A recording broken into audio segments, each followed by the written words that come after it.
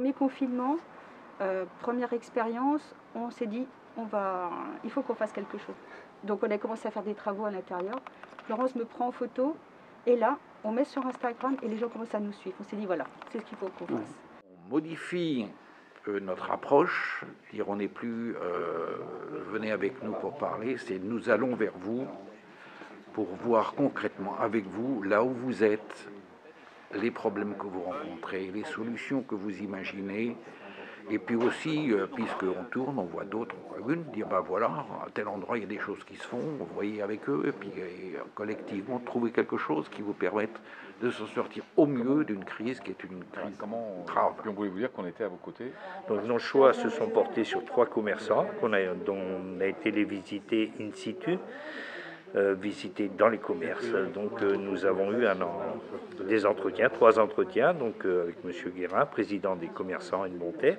Ensuite nous avons été voir Edith Lemarec, qui est dans le prêt-à-porter et qui a été un petit peu précurseur sur Hennebont sur le click and collect. Ensuite nous avons été dans un bar PMU, donc complètement fermé, donc complètement impacté, donc avec des problèmes bien sûr de trésorerie.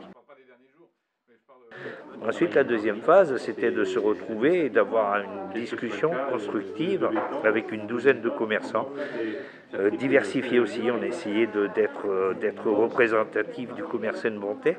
Chacun s'est présenté et a exposé un petit peu ses problèmes. Il y a beaucoup d'attentes, je pense, des deux côtés. C'est vraiment très très constructif dans ce sens-là, où les commerçants ont des attentes, mais aussi on s'aperçoit que les autorités ont aussi des attentes. Les attentes, ils ne sont pas encore porteurs de solutions, ils sont en demande d'explications pour essayer d'apporter des solutions. Il y a d'abord, dans la partie du commerce, beaucoup d'incompréhension. C'est clair que c'est le petit commerce de centre-ville, de bourg, est un commerce, qui rencontre des difficultés face aux grandes et moyennes surfaces, c'est évident. Et donc une incompréhension par rapport aux mesures qu'on leur impose, de fermeture en particulier. Il y a une reconnaissance de l'importance des aides de l'État, mais là aussi, chaque fois, ça demande des ajustements. Donc il faut leur expliquer et leur dire que voilà, s'il y a un truc qui est supposé, on va répondre à leurs questions.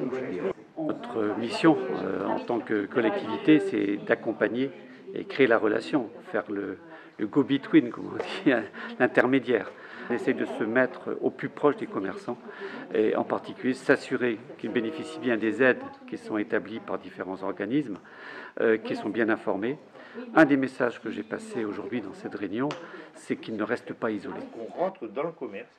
Vous ne pouvez pas me voir sourire derrière mon masque, mais c'est vraiment constructif, c'est posé, c'est pas virulent, c'est vraiment dire, c'est aussi partager son mal-être, parce que le mal-être était présent quand même.